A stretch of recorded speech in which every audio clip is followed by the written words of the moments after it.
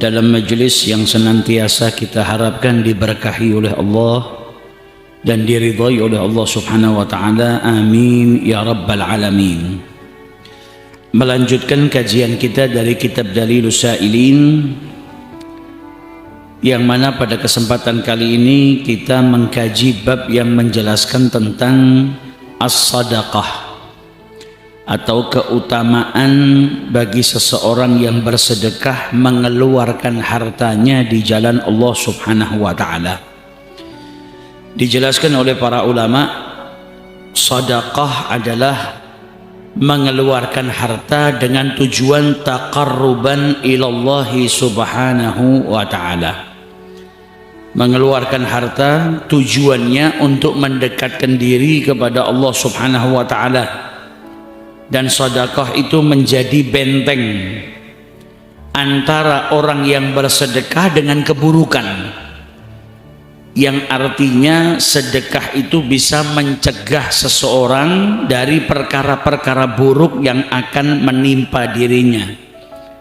Wadafi'atun li'azimil bala'i wasyarr, dan menjadi penolak daripada bencana yang besar dan juga keburukan. Dan sedekah dikatakan oleh para ulama juga bisa menjauhkan orang yang bersedekah tadi daripada wafat dalam keadaan su'il khatimah wa iyadu billah. Dan tentu ini semua atas izinnya Allah Subhanahu wa ta'ala. Dalam Al-Quran Allah Subhanahu wa ta'ala berfirman, ya ayyuhalladzina amanu la tubtilu sadaqatikum bil manni wal adha kalladzi yunfiqu malahu ria'an nas. Dalam ayat ini Allah Subhanahu wa taala berfirman, wahai orang-orang yang beriman, la tubtilu sadaqatikum bil manni wal adha, jangan sampai kalian itu membatalkan atau menghilangkan pahalanya sedekah dengan apa? Mengungkit-ungkit dan melakukan keburukan. Berarti dari ayat ini kita bisa ketahui bahwasanya amal yang baik itu bisa sirna, bisa binasa, bisa hilang pahalanya, yang mana Allah Subhanahu wa taala dalam ayat ini berfirman, kalladzi yunfiqu malahu ria'an nas, seperti orang yang menginfakkan hartanya tujuannya bukan karena Allah tapi riya, ingin dipandang oleh manusia, liyarahun nas, tujuannya supaya dipuji oleh manusia. Nah, mengungkit-ungkit juga berbuat keburukan itu juga bisa menjadikan pahalanya sirna seperti orang yang bersedekah dengan riya. Tujuannya bukan mendekatkan diri kepada Allah tapi biar dibilang sama orang dermawan, tujuannya biar dipuji oleh orang. Nah, ini akhirnya menjadikan sedekahnya sia-sia, tidak mendapatkan pahala daripada Allah Subhanahu wa ta'ala. Dalam ayat yang lain, surat Al-Baqarah ayat 271, Allah Subhanahu wa ta'ala berfirman, in tubdus sadaqati fa ni'imma hiya. Dalam tafsirnya disebutkan, in tadharu, jikalau kalian menampakkan apa yang kalian sedekahkan, tentunya lillah, semata-mata karena Allah Subhanahu wa ta'ala, fa ni'ma ma tasaddaqtum bihi, maka itu merupakan sebuah kenikmatan, sebuah kebaikan. Kalian bersedekah secara terang-terangan tapi sedekahnya lillahi ta'ala, maka itu merupakan kebaikan. Wa in tukhfuha, akan tetapi jikalau kalian bersedekah dengan cara sembunyi-sembunyi, wa tu'tuhal fuqara'a fahuwa khairul lakum, dan kalian berikan sedekahnya tadi kepada fakir miskin yang membutuhkan, maka itu lebih afdal, lebih utama. Jadi kalau kita mau bertanya mana yang lebih utama, sedekah secara terang-terangan atau sedekah secara sembunyi, secara sir, maka secara sir itu lebih utama. Karena apa? Li'annahu ab'ad 'anir riya, karena sedekah sembunyi-sembunyi itu jauh daripada riya, lebih dekat dengan keikhlasan. Wa yukaffir ankum min sayyi'atikum, dan Allah akan dengan sedekah tadi akan menghapus dosa-dosa kalian. Wallahu bima ta'maluna khabir. Allah itu maha mengetahui apa yang dilakukan, apa yang diniatkan oleh hambanya. Tidak ada yang tertutup. La yakhfa alaihi syai' min ahwalikum. Enggak ada yang tertutup dari keadaan manusia, itu diketahui semuanya oleh Allah Subhanahu wa taala. Jadi sedekah di sini dijelaskan kalau dinampakkan terang-terangan tapi lillah, maka itu baik. Wa in tukhfuha, tapi kalau kau sembunyikan sedekahnya secara sirriyah, fahuwa khairun lakum, maka itu lebih utama untuk kalian. Di sini menunjukkan sedekah secara sembunyi-sembunyi atau secara sirriyah itu lebih afdal daripada sedekah secara terang-terangan. Dalam ayat yang lain, masih di dalam surat Al-Baqarah ayat 276, Allah Subhanahu wa taala berfirman, yamhaqullahu riba. Riba ini dilarang sama Allah Subhanahu wa taala. Dan pelaku riba atau yang memakan dari riba ini diharamkan pelakunya ini daripada keberkahan hartanya. Fala yantafi'u bihi, maka dia nggak akan mendapatkan manfaat dengan hartanya. Wallahu la yuhibbu kullu kaffarin athim. Jadi riba ini diharamkan oleh Allah. Wa yurbis sadaqat, berbeda dengan sedekah. Sedekah malah pahalanya dilipat gandakan oleh Allah Subhanahu wa taala, dan hartanya yang disedekahkan tadi justru malah diberkahi oleh Allah Subhanahu wa taala. Kemudian dalam ayat yang lain Allah Subhanahu wa taala berfirman, la khaira fi katsirin min najwahum. Jadi bisik-bisik, berbicara secara sembunyi-sembunyi, jadi tidak ada kebaikan di dalamnya. Illa man amara bisadaqatin, kecuali kalau ucapannya tadi mengajak kepada kebaikan seperti bersedekah, au al kalimah at-thayyibah, seperti ucapan-ucapan yang baik, au ma'rufin au islahi bainan nas, atau menyatukan orang yang berselisih. Wa may yaf'al dzalika ibtigha'a mardatillahi fasawfa nu'tihi ajran 'azima. Dan yang melakukan itu tujuannya untuk mendapatkan keridhaan Allah Subhanahu wa taala, rajian, dan berharap mendapatkan pahala, maka dia akan diberikan pahala yang luas oleh Allah Subhanahu wa taala. Kemudian dalam ayat yang lain Allah Subhanahu wa taala juga berfirman, alam ya'lamu annallaha huwa yaqbalu taubata an ibadih. Yang nerima taubat hambanya hanya Allah Subhanahu wa taala. Dalam ayat ini Allah Subhanahu wa taala membahas orang-orang yang tidak pergi ikut berjihad di jalan Allah Subhanahu wa taala. Allah katakan kepada mereka bahwasanya yang bisa menerima taubatnya seorang manusia hanyalah Allah Subhanahu wa taala. Wa ya'khudus shadaqat, dan Allah menerima sedekah dan juga memberikan pahala atas sedekah tersebut.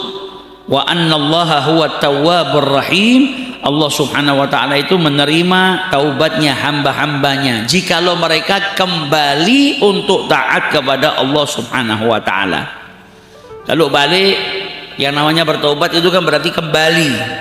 Ketika dia melakukan sebuah kesalahan, dia menjauh dari Allah, dia lari dari Allah. Ketika dia taubat berarti dia sedang kembali kepada Allah Subhanahu wa taala, dan orang yang kembali tadi akan diterima oleh Allah Subhanahu wa taala. Nah, ini sebagian daripada ayat-ayat Al-Qur'an yang menjelaskan tentang sedekah. Kemudian dalam hadis di dalam Sahih Al-Bukhari diriwayatkan dari Abi Hurairah, Nabi sallallahu alaihi wasallam bersabda, man tasaddaqa bi adli tamratin min kasbin tayyib wa la yaqbalullahu illa tayyib wa innallaha yataqabbaluha bi yaminihi thumma yurabbiha li sahibihi kama yurabbi ahadukum faluwah hatta takuna mithlal jabal. Dalam hadis ini Nabi sallallahu alaihi wasallam menyemangati kita, yuraghibuna, untuk apa? Bersedekah, mengeluarkan harta, tujuannya untuk mendekatkan diri kepada Allah Subhanahu wa taala.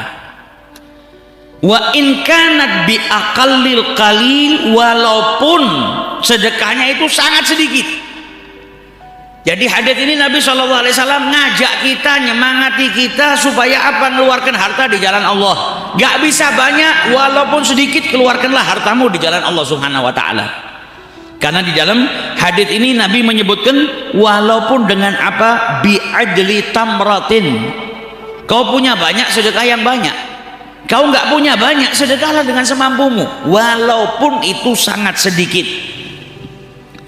Dalam hadis ini Nabi SAW mengabarkan kepada kita bahwasanya barang siapa yang bersedekah bigimati tamrah, walaupun dengan ukuran kadar kurma, tapi itu dari hasil yang halal, bukan dari mencuri, bukan dari mengambil milik orang, memang miliknya. Mampunya bersedekah cuma sebutir kurma, ya berikan sebutir kurma tadi. Walaupun dengan sesuatu yang sedikit, kau tetap dianjurkan untuk bersedekah di jalan Allah Subhanahu wa Ta'ala. Yang penting dari sesuatu yang halal. Karena orang itu kalau bersedekah dari barang yang haram, itu seperti seseorang yang mencuci pakaiannya dengan air kencing. Kata para ulama, orang man tasaddaqa min malil haram, siapa yang bersedekah dengan harta yang haram, dapatnya dari mencuri misalnya, kemudian disedekahkan, maka dia seperti orang yang mencuci pakaiannya dengan air kencing. Bukannya tambah bersih, bukannya tambah suci, tapi tambah najis. Mungkin tadinya nggak najis, cuma kotor, tapi begitu dicuci dengan air kencing, bukan hanya kotor bertambah kotor, tapi selain bertambah kotornya juga menjadi najis. Nah, yang penting dari harta yang halal, dan Allah tidak menerima kecuali dari sesuatu yang halal. Fa inna Allah subhanahu wa ta'ala yataqabbaluha biyaminihi karamatan laha. Kalau orang bersedekah walaupun dia sedikit dari hasil yang halal, maka akan diterima oleh Allah Subhanahu wa Ta'ala. Biyaminihi, kiasan dengan tangan kanannya. Orang kalau menerima sesuatu dengan tangan kanan itu menunjukkan kalau nerimanya dengan baik. Jadi sedekahmu akan diterima oleh Allah Subhanahu wa Ta'ala walaupun itu sedikit. Thumma yunammiha wa yudha'ifu ajraha litathqula fi mizani sahibiha. Kemudian sedekahmu tadi akan dilipat gandakan pahalanya oleh Allah Subhanahu wa Ta'ala, supaya apa? Nanti pahala tadi menjadi berat di timbangan seseorang yang bersedekah di jalan Allah Subhanahu wa Ta'ala.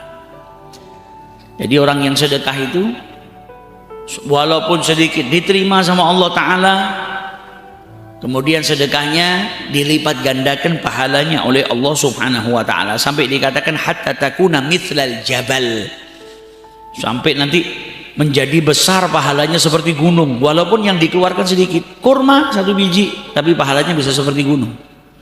Karena apa? Dilipat gandakan pahalanya oleh Allah Subhanahu wa Ta'ala. Dan ini targhib buat kita ya, jangan sampai nunggu kaya baru sedekah. Lawang tadi Nabi bilang apa? Sedekah walau bi'adri tamrah, dengan qimahnya atau harganya atau yang setara dengan satu biji kurma. Kalau mampunya cuma sebiji kurma, ya sudah keluarkan.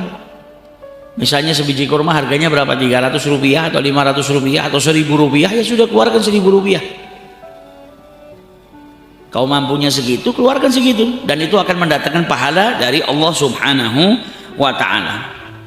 Dan dalam hadis yang lain Nabi SAW bersabda, sab'atun yudhilluhumullahu fi dhillihi, ada 7 golongan yang kelak akan diberikan naungan oleh Allah Subhanahu wa Ta'ala di hari yang tidak ada naungan kecuali naungannya Allah Subhanahu wa Ta'ala. Seorang pemimpin yang adil, kemudian seorang pemuda yang bertumbuh dalam keadaan beribadah kepada Allah Subhanahu wa Ta'ala, seseorang yang hatinya terikat dengan masjid, kemudian 2 orang yang saling mencintai karena Allah, berkumpul karena mencintai kepada Allah, karena cinta kepada Allah, dan juga berpisah karenanya. Kemudian seseorang yang diajak oleh seorang wanita yang punya kedudukan, yang cantik, diajak berzina, tapi dia menolak dan berkata, saya takut kepada Allah Subhanahu wa Ta'ala. Wa rajulun tasaddaqa, kemudian seseorang yang bersedekah, akhfa, sedekahnya ditutupin, sedekahnya secara sembunyi-sembunyi, hatta la ta'lama shimaluhu ma tunfiqu yaminuhu, sehingga tangan kirinya itu tidak mengetahui apa yang disedekahkan oleh tangan kanannya. Dan yang terakhir, wa rajulun dzakarallaha khalian, seseorang yang sendiri berzikir kepada Allah Subhanahu wa taala kemudian meneteskan air mata, kedua matanya meneteskan air mata. Hadis ini diriwayatkan oleh Abi Hurairah. Nah, salah satu daripada 7 golongan yang kelak akan mendapatkan naungan dari Allah Subhanahu wa taala adalah seseorang yang bersedekah sembunyi-sembunyi. Sampai diibaratkan ketika tangan kanannya bersedekah, tangan kirinya nggak tahu. Jadi sedekah sirriyah. Nah, ini orang yang kelak termasuk daripada golongan yang mendapatkan naungan daripada Allah Subhanahu wa taala. Rajulun tasaddaqa sadaqatan at-tatawwu.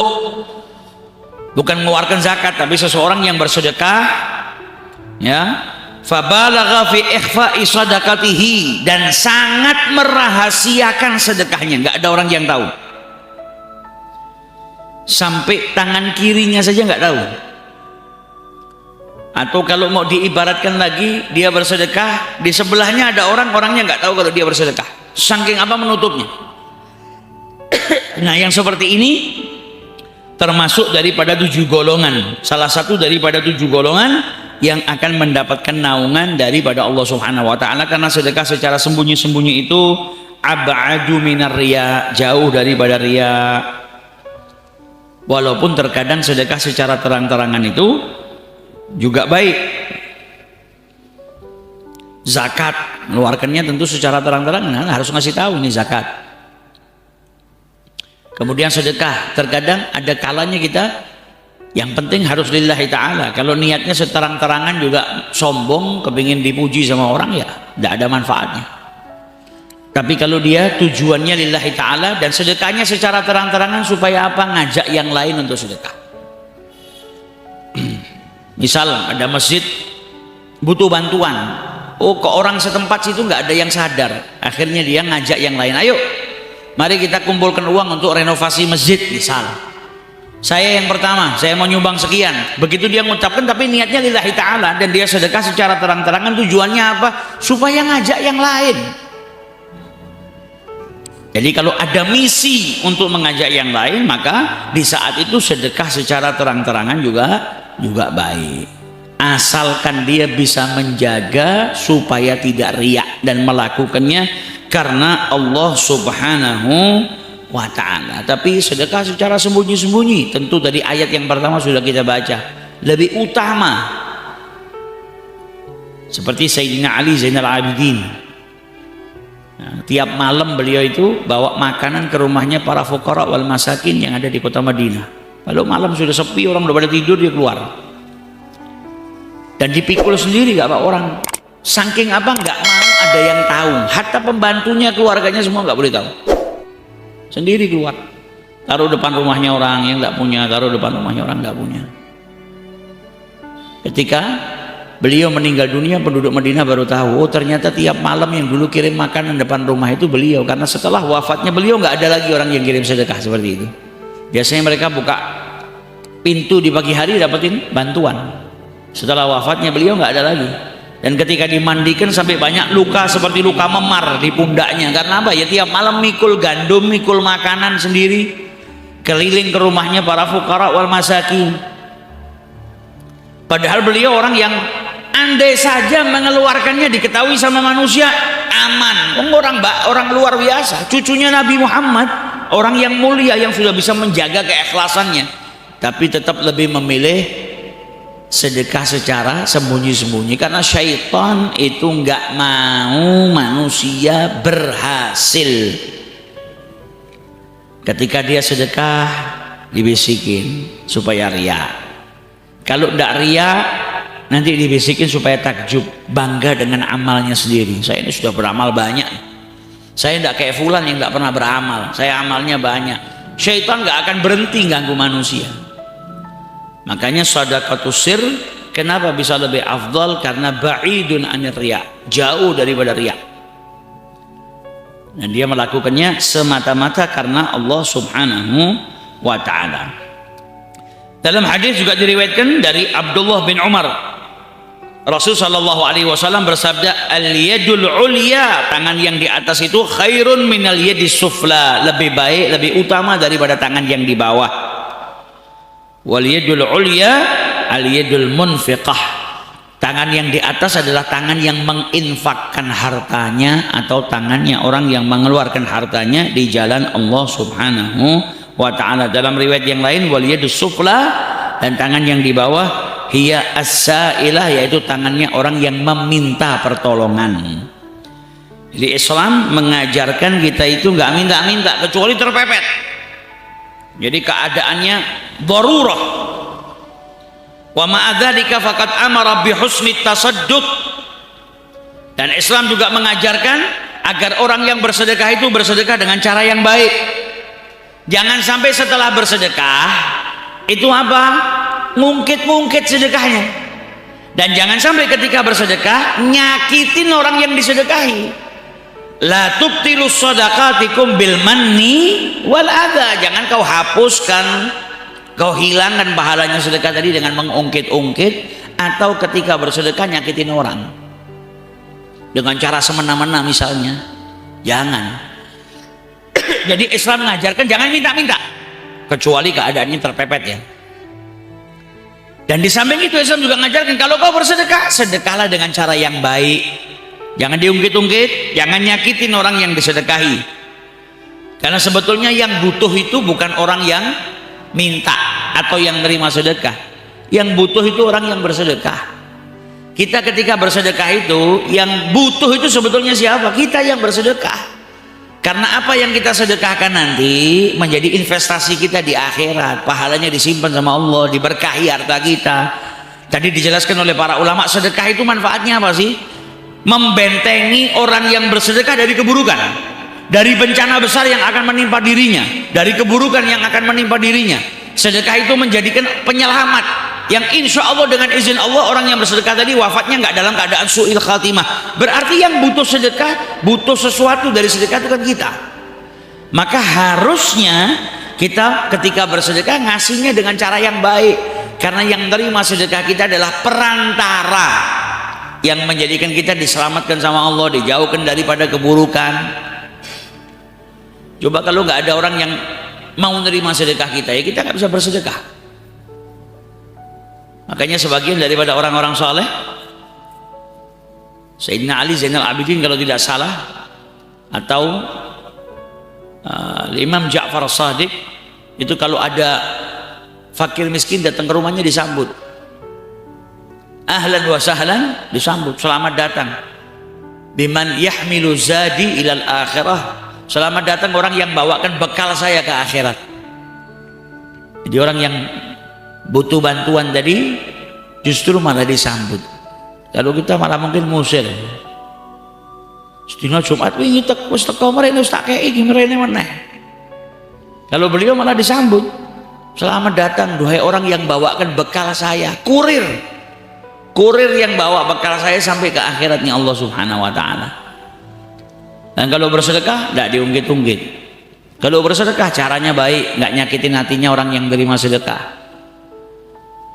Bahkan Sayyidah Aisyah itu kalau nyedekahin orang, mengeluarkan hartanya, fakir miskinnya tadi mendoakan, dibalas sama Sayyidah Aisyah dengan didoakan kembali. Tujuannya apa? Yang mendoakan tadi melakukan kebaikan, dibalas kebaikannya dengan mendoakan supaya sedekahnya tadi masih utuh. Dilakukannya semata-mata karena Allah.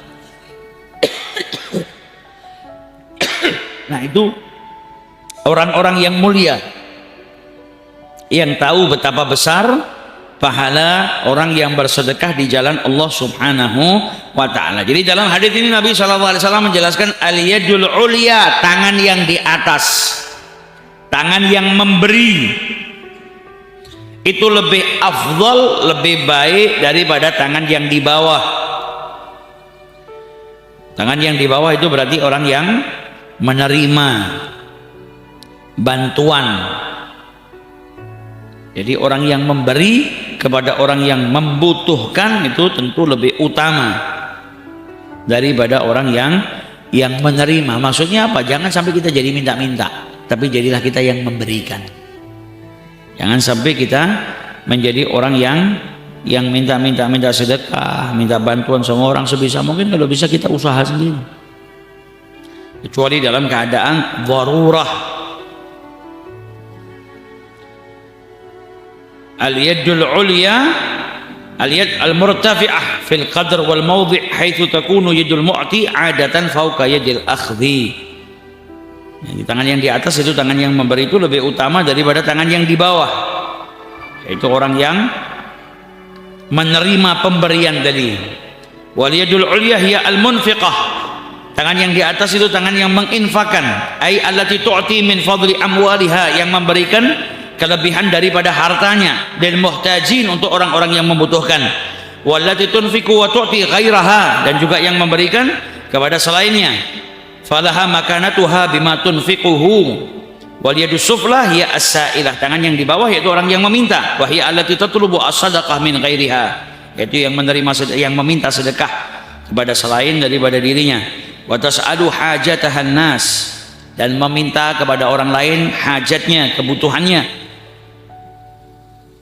Jadi tangan yang di atas lebih utama daripada tangan yang di bawah. Tapi kita merendahkan orang yang minta-minta, ya nggak boleh. Saya lebih utama, justru kita malah jatuhkan diri kita ke yang rendah.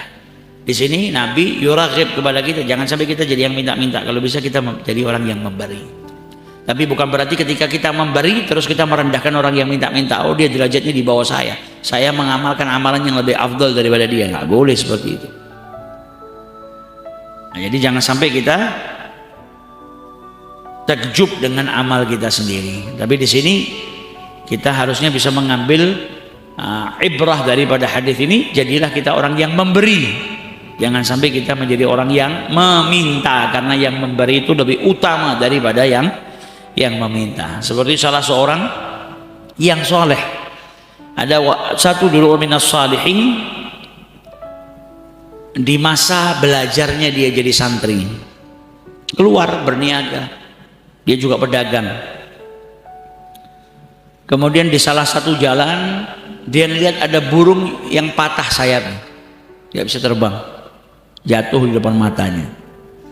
Ditunggu sama dia, burung ini patah sayapnya, nggak bisa terbang, terus mau cari makan gimana? Sedangkan ini tanah kosong, gersang, nggak ada daun, nggak ada air. Nggak lama dilihat ada burung turun bawa makanan, ngasih makan yang burung yang sayapnya patah tadi.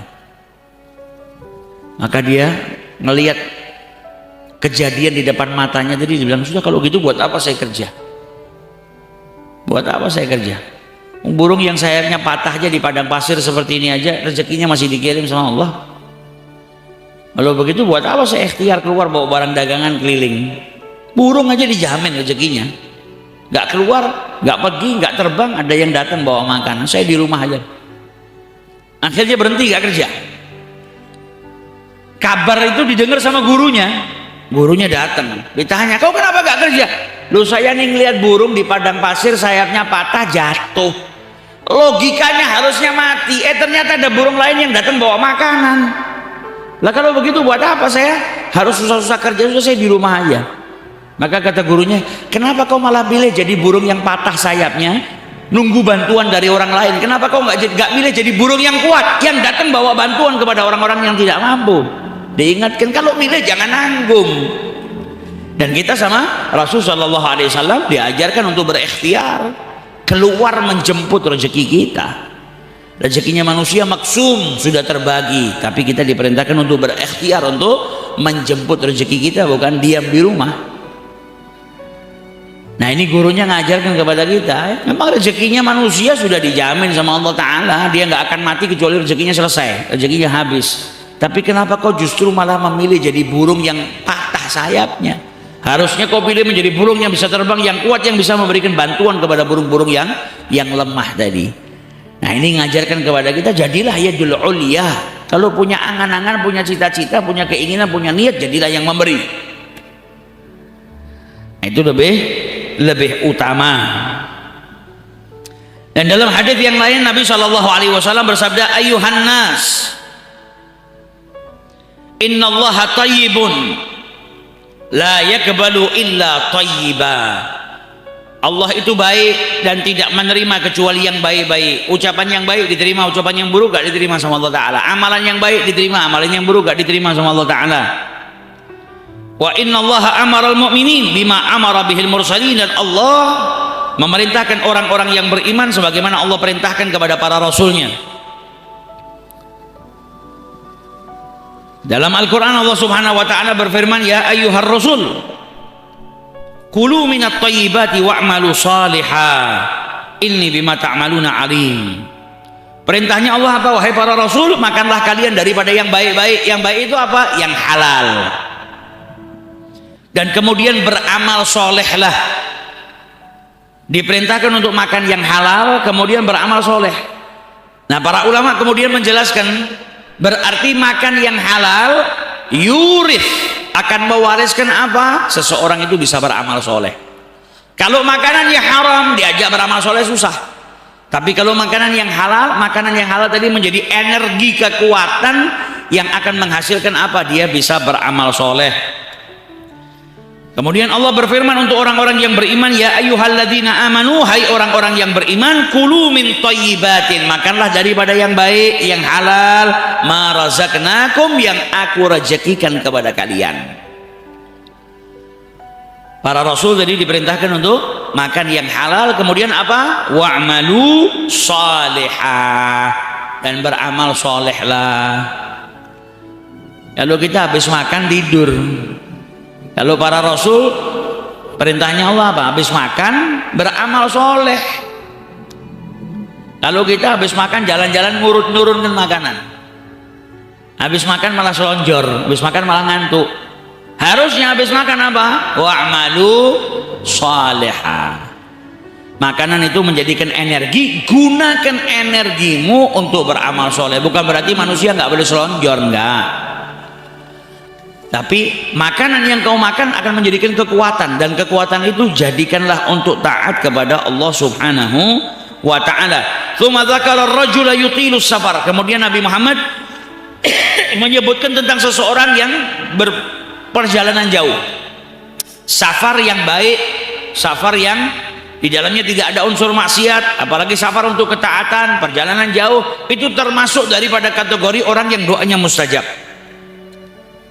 Tapi di sini Nabi SAW menjelaskan orang yang perjalanan jauh, asy'ath akbar, badannya penuh dengan debu, rambutnya kusut karena melakukan perjalanan yang jauh. Yamuddu yadaihi ila sama, dan orang ini kemudian mengenadakan tangannya ke atas langit. Karena kiblatud doa, tangannya diangkat ke langit, kemudian dia merengek kepada Allah, ya Rab, ya Rab. Tapi kata Nabi Muhammad, wa mat'amuhu haram, tapi makanannya haram. Wa masyarabuhu haram, minumannya haram. Wa malbasuhu haram, dan pakaiannya haram. Wa ghudhiya bil haram, makanan yang masuk ke dalam tubuhnya itu dari perkara-perkara yang haram. Fa anna yustajabu lidzalik.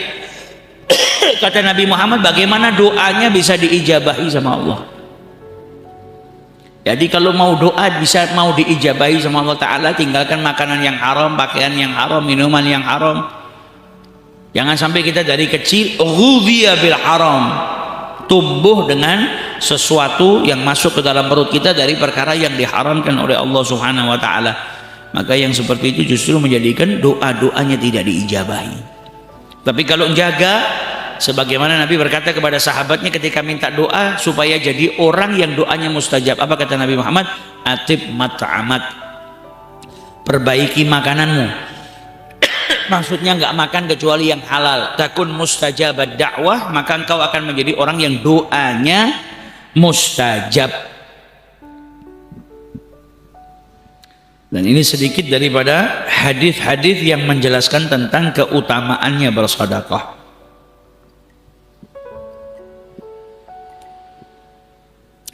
Kemudian dilanjutkan di sini Sayyidina Umar bin Khattab radhiyallahu taala anhu, beliau berkata, innal a'mala tabahat. Amal perbuatan manusia itu saling bangga, amalnya ya, bukan orangnya. Amal manusia itu saling berbangga-banggaan. Maka faqalatis sadaqah, amal sedekah itu dia berkata, ana afdalukunna, saya yang lebih utama di antara kalian. Jadi beliau menunjukkan betapa mulianya amalan sedekah di jalan Allah. Jadi kalau amal itu satu dengan yang lainnya saling berbangga-banggaan, bukan orangnya tapi amalnya. Maka sedekah itu berkata, saya yang lebih utama daripada kalian. Sayyidina Umar bin Abdul Aziz beliau berkata, as-salatu tuballighuka nisfat tariq. Salat itu akan menyampaikanmu kepada setengah perjalanan. Was-saumu yuballighuka babal malik. Dan puasa akan menyampaikan dirimu sampai pintunya raja. Was-sadaqatu, dan sedekah tudkhiluka alaih, sedekah itu akan memasukkanmu ke hadapannya. Jadi kalau diibaratkan orang mau pergi, mau menuju ke tempatnya raja, sholat itu nyampaikan dia sampai setengah perjalanan. Puasa nyampaikan dirinya sampai ke pintunya raja. Sedekah menyampaikanmu sampai masuk berjumpa dengan sang raja. Ini menunjukkan juga keutamaannya bersedekah di jalan Allah Subhanahu wa taala. Sayyidina Luqman Al-Hakim beliau berkata kepada anaknya, idza akhta'ta khati'atan fa'ati sadaqah. Kalau kau melakukan suatu kesalahan, maka tutupilah kesalahan tadi, atau leburkan kesalahanmu tadi dengan apa? Bersedekah. Apalagi sedekah secara sembunyi-sembunyi, memadamkan amarahnya Allah Subhanahu wa ta'ala. Kata Sayyidina Luqman Al-Hakim, kalau kau melakukan kesalahan, fa'ati sadaqatan, maka keluarkan sedekah. Al-Imam Ahmad Ibnu Hanbal beliau berkata, dhillul mu'min yaumal qiyamati sadaqatuhu. Pelindung mukmin atau naungan orang yang beriman di hari kiamat kelak adalah sedekahnya, sebagaimana tadi disabdakan oleh Rasulullah, 7 golongan yang dapat kenaungan dari Allah Ta'ala. Salah satunya apa?